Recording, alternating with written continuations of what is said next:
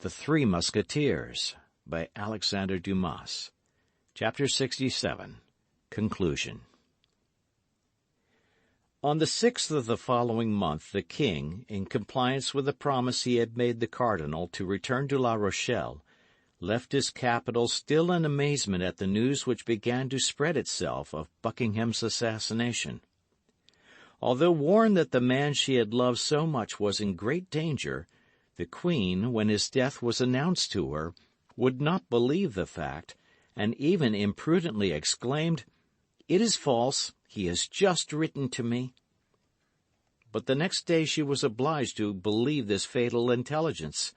Laporte, detained in England, as everyone else had been, by the orders of Charles I, arrived and was the bearer of the Duke's dying gift to the Queen.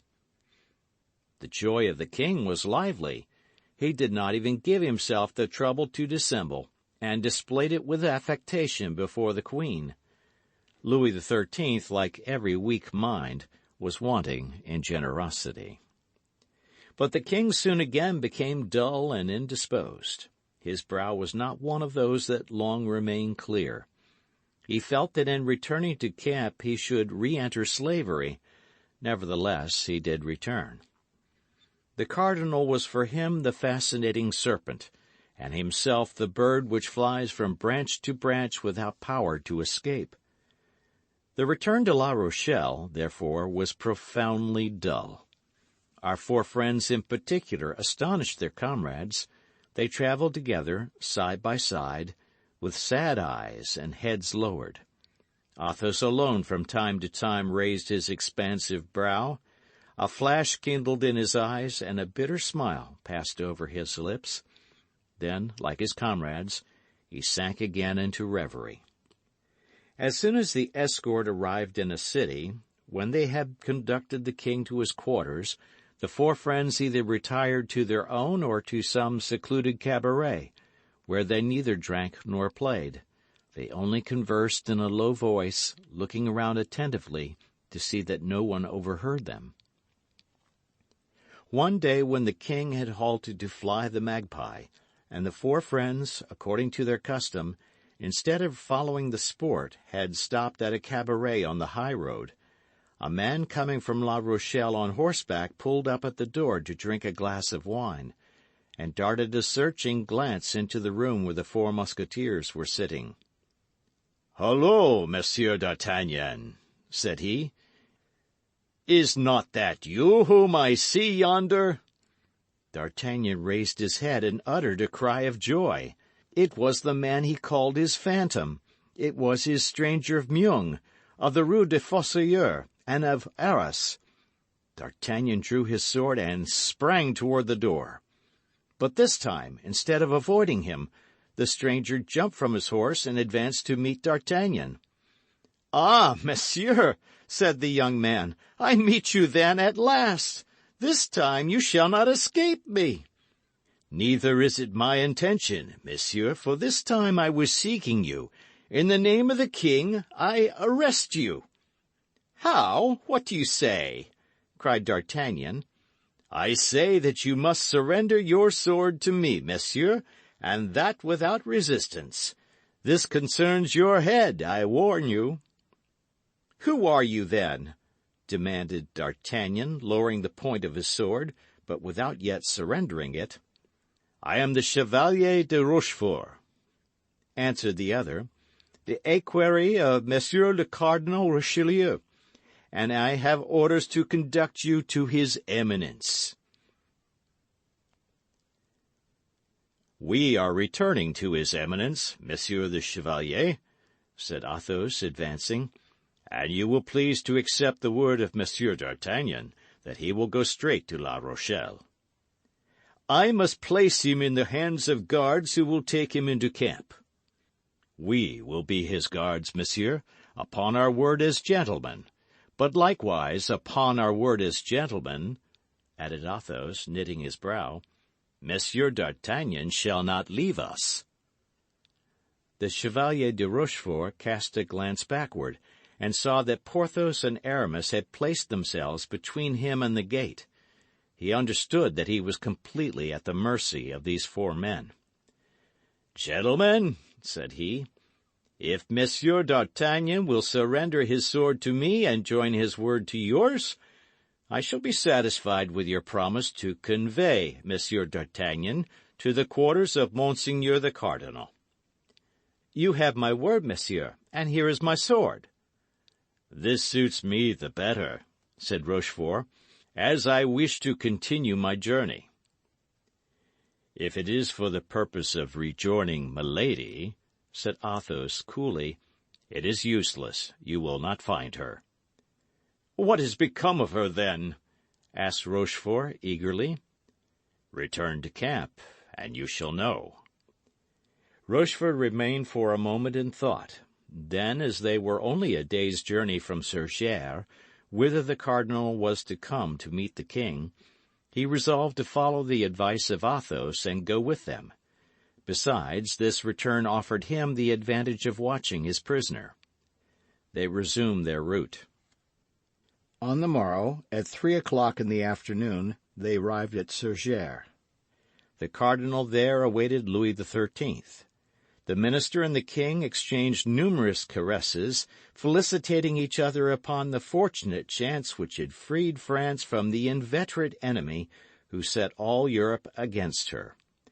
After which, the cardinal, who had been informed that D'Artagnan was arrested, and who was anxious to see him, took leave of the king, inviting him to come the next day to view the work already done upon the dike.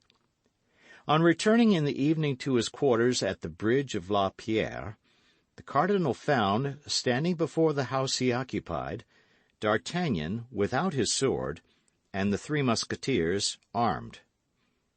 This time, as he was well attended, he looked at them sternly, and made a sign with his eye and hand for D'Artagnan to follow him. D'Artagnan obeyed.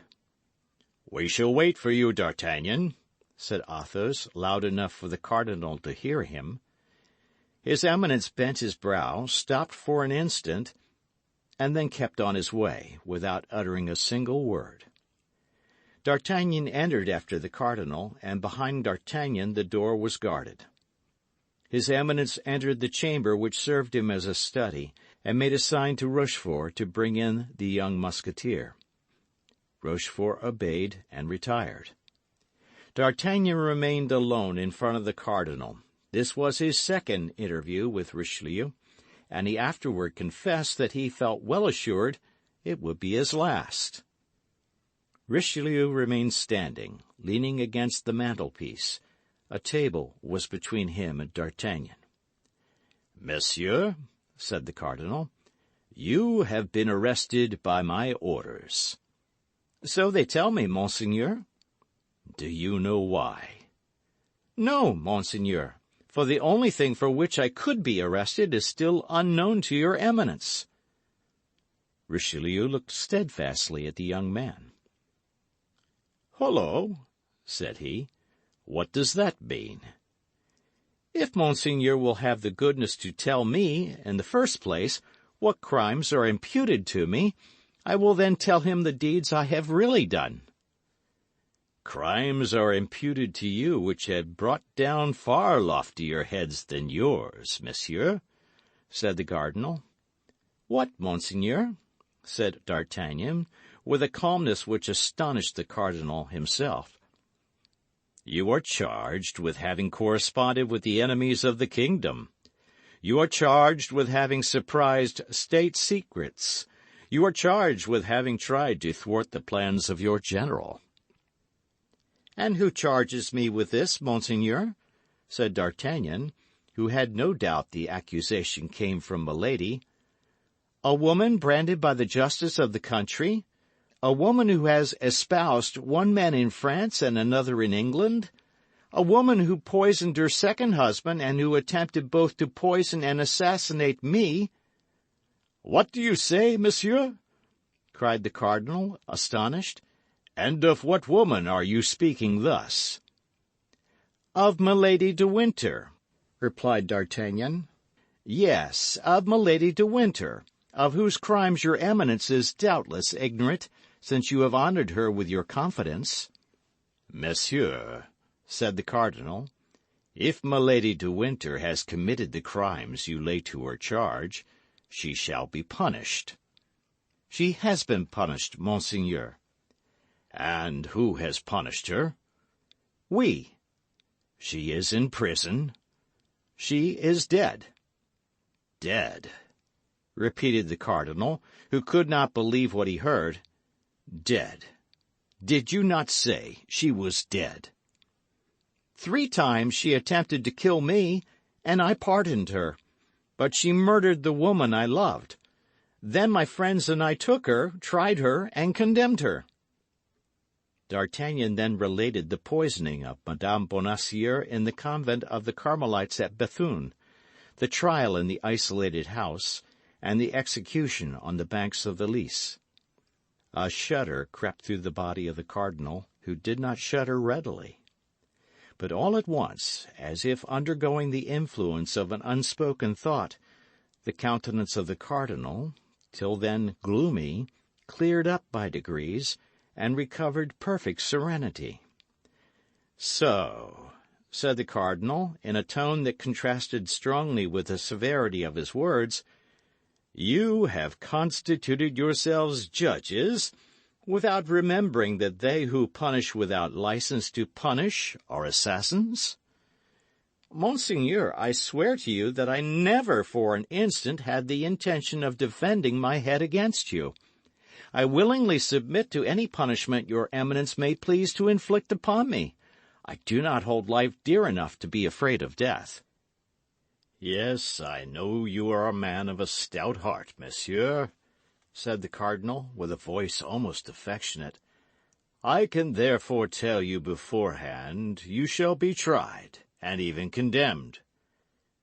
"Another might reply to your Eminence that he had his pardon in his pocket. I content myself with saying, 'Commend, monseigneur, I am ready.'" "Your pardon?" said Richelieu, surprised. "Yes, monseigneur," said D'Artagnan. "And signed by whom? By the king?"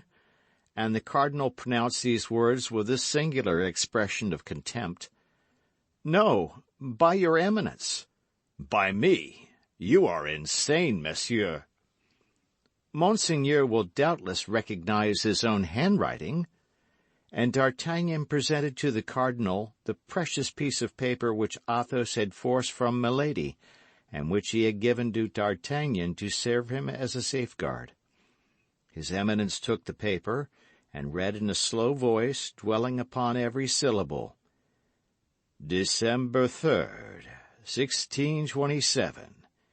It is, by my order, and for the good of the state, that the bearer of this has done what he has done. Richelieu." The cardinal, after having read these 2 lines, sank into a profound reverie, but he did not return the paper to D'Artagnan. "He is meditating by what sort of punishment he shall cause me to die," said the Gascon to himself. "Well, my faith, he shall see how a gentleman can die." The young Musketeer was in excellent disposition to die heroically. Richelieu still continued thinking, rolling and unrolling the paper in his hands. At length he raised his head, fixed his eagle look upon that loyal, open, and intelligent countenance, read upon that face, furrowed with tears, all the sufferings its possessor had endured in the course of a month, and reflected for the 3rd or 4th time how much there was in that youth of 21 years before him, and what resources his activity, his courage, and his shrewdness might offer to a good master. On the other side, the crimes, the power, and the infernal genius of Milady had more than once terrified him. He felt something like a secret joy at being forever relieved of this dangerous accomplice.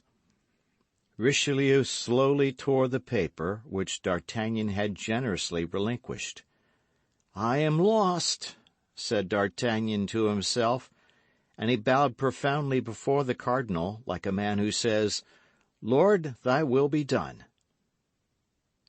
The cardinal approached the table, and without sitting down, wrote a few lines upon a parchment of which 2/3 were already filled, and affixed his seal.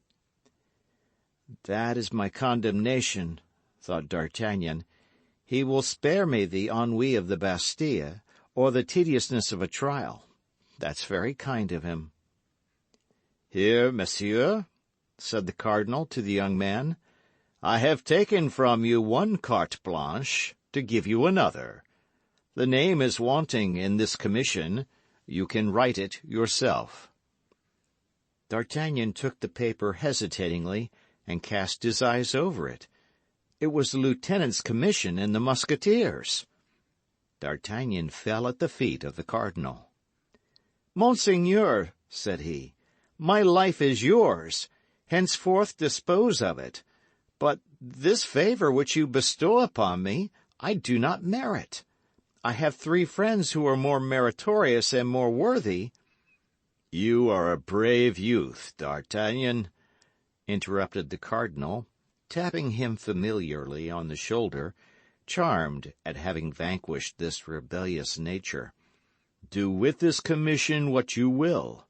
Only remember, though the name be blank, it is to you I give it."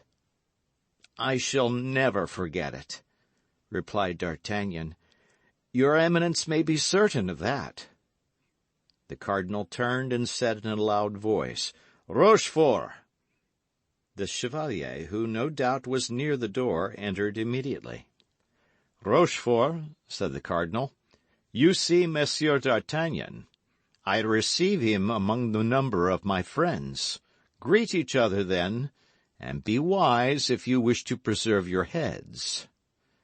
Rochefort and D'Artagnan coolly greeted each other with their lips, but the cardinal was there, observing them with his vigilant eye. They left the chamber at the same time. "We shall meet again, shall we not, monsieur?" "When you please," said D'Artagnan. "An opportunity will come," replied Rochefort. "Eh?"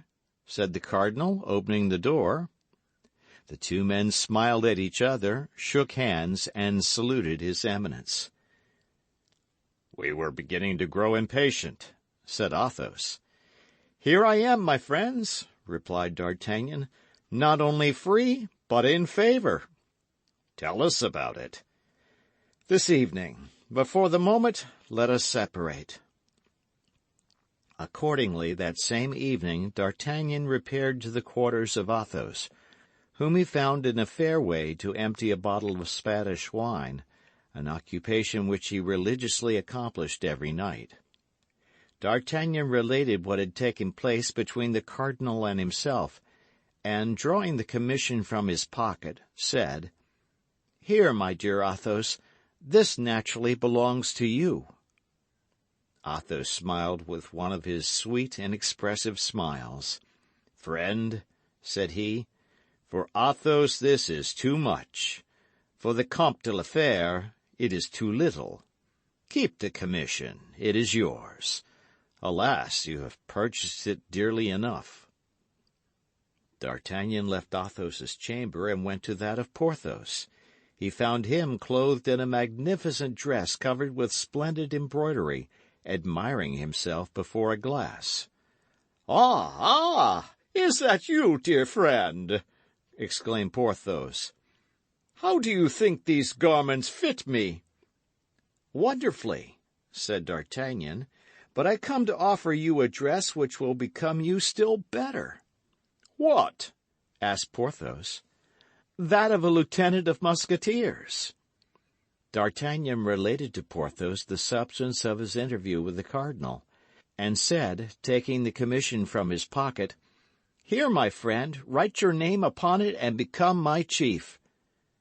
Porthos cast his eyes over the commission and returned it to D'Artagnan, to the great astonishment of the young man. "Yes," said he, "yes, that would flatter me very much. But I should not have time enough to enjoy the distinction. During our expedition to Bethune, the husband of my duchess died. So, my dear, the coffer of the defunct holding out its arms to me, I shall marry the widow. Look here, I was trying on my wedding suit. Keep the lieutenancy, my dear, keep it." The young man then entered the apartment of Aramis. He found him kneeling before a prie-dieu, with his head leaning on an open prayer-book. He described to him his interview with the cardinal, and said, for the third time, drawing his commission from his pocket, "You, our friend, our intelligence, our invisible protector, accept this commission. You have merited it more than any of us by your wisdom and your counsels, always followed by such happy results." "Alas, dear friend," said Aramis, "our light adventures have disgusted me with military life. This time my determination is irrevocably taken. After the siege, I shall enter the house of the Lazarists. Keep the commission, D'Artagnan. The profession of arms suits you. You will be a brave and adventurous captain." D'Artagnan, his eye moist with gratitude, though beaming with joy, went back to Athos, whom he found still at table, contemplating the charms of his last glass of Malaga by the light of his lamp. "Well," said he, "they likewise have refused me." "That, dear friend, is because nobody is more worthy than yourself." He took a quill, wrote the name of D'Artagnan in the commission, and returned it to him. "I shall then have no more friends," said the young man. "Alas, nothing but bitter recollections." And he let his head sink upon his hands, while 2 large tears rolled down his cheeks. "You are young," replied Athos, "and your bitter recollections have time to change themselves into sweet remembrances." End of chapter.